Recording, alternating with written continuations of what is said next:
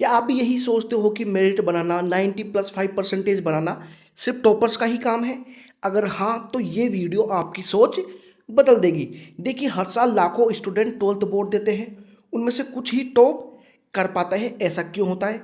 भाई एग्ज़ाम तो सभी ने दिया है, तो उन कुछ स्टूडेंट ने ऐसा क्या अलग किया, किस प्लानिंग के अकॉर्डिंग स्टडी या पढ़ाई करी जिससे वो टॉपर बन पाए और बाकी के नहीं बन पाए। तो आज इस वीडियो में हम टॉपर्स की उसी प्लानिंग के बारे में देखने वाले हैं, जिसको फॉलो करके हर एक स्टूडेंट, हर एक एवरेज स्टूडेंट टॉपर बन सकता है, मतलब 12th फोड़ सकता है। तो चलिए शुरू करते हैं। देखिए, पहला पॉइंट है पढ़ाई घंटों में नहीं, क्वालिटी में होनी चाहिए। देखिए क्या होता है कि आप जो जोश में बैठ के पढ़ने के लिए 10 मिनट तक आप खूब बढ़िया तरीके से पढ़े, खूब मन लगा कर पढ़े, फिर उसके बाद में क्या होता है, धीरे धीरे फिर एक अंदर से एक भटभटी आने लगती है कि भैया मैं फ़ोन चला लूँ, अब मैं सेटिंग से बात कर लूँ, अब मैं गेम खेल लूँ, अब मैं ये कर लूँ, अब मैं ये कर लूँ। तो ये जो बातें हैं ये आपके फिर माइंड में आने लगती है, ये बातें आपके माइंड में घूमने लगती है, और इसी चक्कर में 1 घंटे बाद भी आपका वही पेज खुला हुआ रहता है जो 10वें मिनट में खुला हुआ था। तो ये सब क्यों होता है? मैक्सिमम स्टूडेंट के साथ में ये चीज़ें क्यों होती है? क्योंकि उनका विजन क्या है भैया, क्लियर नहीं होता है। वो केवल ये सोचकर पढ़ाई करते हैं कि अच्छा चलो ठीक है, बोर्ड है, चलो पढ़ लेते हैं। इसलिए ये चीज़ें क्या है, ये चीज़ें उनके माइंड में तुरंत ही स्ट्राइक कर जाती है, तुरंत ही आ जाती है और उसको पढ़ने से रोक लेती है। जब आपका विजन क्लियर होता है तो ये बातें तब भी आपके माइंड में आती है कि मैं फ़ोन चला लूँ, ये कर लूँ, वो कर लूँ। लेकिन इन सब के साथ में एक अंदर से भी आवाज़ आती है आपके कि भाई तू क्या कर रहा है, ये तेरा दोगलापन यहाँ पर नहीं चलने वाला है। एक तो तू ये बोलता है कि मुझे टॉपर बनना है, और दूसरा तू ये पढ़ाई नहीं कर रहा है, ये चीज़ें तेरे ऊपर हावी हो रही है। तो ये जो आवाज़ आती है अंदर से, ये क्या करती है, ये आपके माइंड को डाइवर्ट होने से रोक लेती है, और आप इन चीज़ों को फिर इग्नोर करने लगते हो। और जो आपकी पढ़ाई घंटों में हो रही थी वो घंटों में होती है, और घंटों के साथ साथ में फिर क्वालिटी में भी होने लगती है। तो विजन हमारा क्या होना चाहिए भैया, क्लियर होना चाहिए कि भैया मुझे बोर्ड में फोड़ना है तो फोड़ना ही है, किसी भी हालत में फोड़ना है, चाहे मुझे कुछ भी करना पड़ जाए। तो जब ये आपके अंदर से ये आवाज़ आएगी ना, तब ये जो चीज़ें हैं ये चीज़ें आप पर अटैक नहीं कर पाएंगी। आप इन चीज़ों को इजीली डाइवर्ट कर सकते हो। तो आपका विजन क्लियर होना चाहिए। देखिए, तीसरा पॉइंट है हमारा प्लानिंग, टाइम टेबल या फिर रूटीन। देखिए, हमारा विजन एकदम क्लियर है, हमको बारी में फोड़ना तो फोड़ना ही है, चाहे किसी भी हालत में।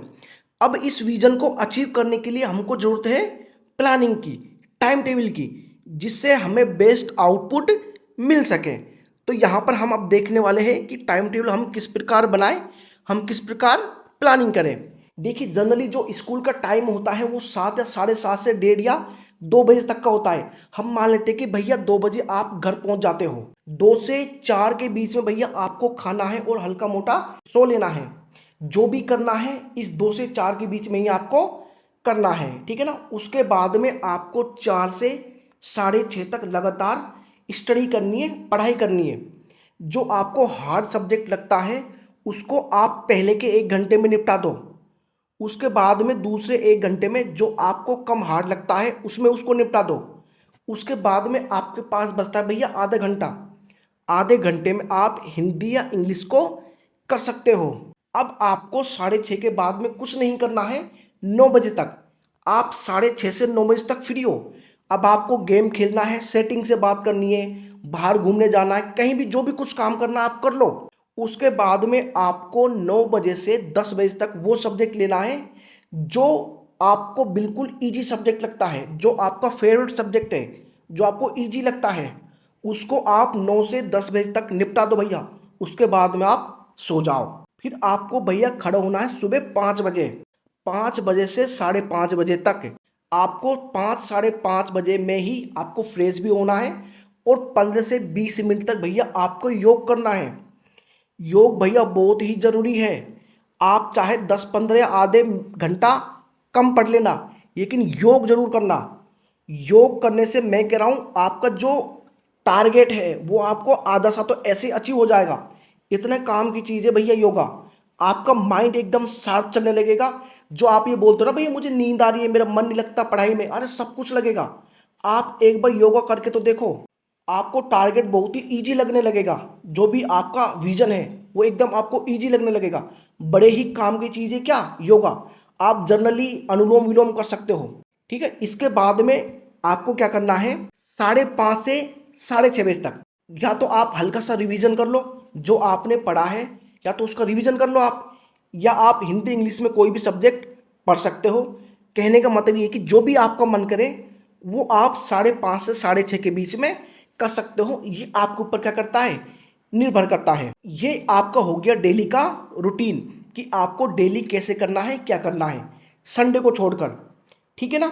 तो अगर हम इस टाइम टेबल में देखें तो हमने सब कुछ किया है। हमने पढ़ाई भी की है और हमने बाकी की चीज़ें भी की है। हम इस टाइम टेबल को हमने इस प्रकार बनाया कि सारी चीज़ें कैसी रहे भैया, बैलेंस रहे। हमको यहाँ पर पता भी नहीं चला कि हमने पढ़ाई भी कर ली है और हमने बाकी की चीज़ें भी कर ली है। यही तो चाहिए अपन को, और क्या चाहिए। सारी चीज़ें कैसी हो रही है भैया, साथ साथ हो रही है। इसके बाद में हम बात करते हैं संडे की। संडे को क्या करना भैया, आपको टेस्ट देने जाना है आपके स्कूल या कोचिंग में। हर संडे को आपके स्कूल या कोचिंग में टेस्ट होते हैं जो 3 घंटे के होते हैं। आपको हर एक टेस्ट वहाँ पर देने के लिए जाना है और आपको देखना है कि भैया आपसे वहाँ पर क्या क्या गलती हुई है। उन गलतियों पे क्या करना, आपको काम करना, उनको सुधारना है। इसके साथ ही आपको प्रीवियस ईयर के जो क्वेश्चंस हैं उनको भी देखना है संडे को ही। उसके बाद में आपको करना है रिवीजन। जितना भी आपने पढ़ा है वीक में, सोमवार से लेकर शनिवार तक, उस सब सब्जेक्ट का क्या करना है, आपको रिवीजन करना है। मैक्सिमम आपको 2 घंटे लगेंगे रिवीजन करने में। जैसे जैसे आप रिवीजन करते जाओ, आपको क्या करना है, आपको शॉर्ट नोट्स बनाने हैं खुद के। जो भी कोई भी टॉपिक है उसको जितना शॉर्ट आप कर सकते हो अपनी लैंग्वेज में, अपनी भाषा में, उतना कर लो। जब आप बाद में रिवीजन करते हो एग्जाम से पहले, तो वहाँ पर ये चीज़ें आपके बहुत काम आती है। आप बहुत जल्दी और इजी वे में रिवीजन कर लेते हो। अब हम बात करते हैं मंथ की। हमने डेली रूटीन देख लिया, हमने संडे को देख लिया, संडे को अपन को क्या करना है। अब हम बात करेंगे भैया 1 महीना बीत गया, अब अपन को क्या करना है। अब अपन को करना भैया एनालाइज।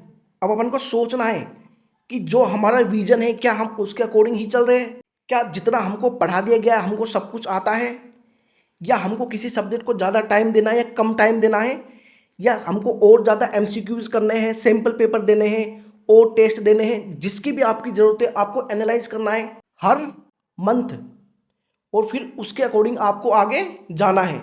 यदि आप सेटिस्फाई हो, हाँ जो मेरा विजन है मैं उसके अकॉर्डिंग प्रॉपर तरीके से चल रहा हूँ, फुल स्पीड से चल रहा हूँ, फुल मेहनत के साथ में चल रहा हूँ, तो कंटिन्यू आप जा सकते हो आगे, कोई दिक्कत की बात नहीं है। और जहाँ भी आपको लगे कि भैया हाँ यहाँ पर कमी है उसको सुधारो। इसके बाद में आता है भैया consistency. Consistency is equal to result.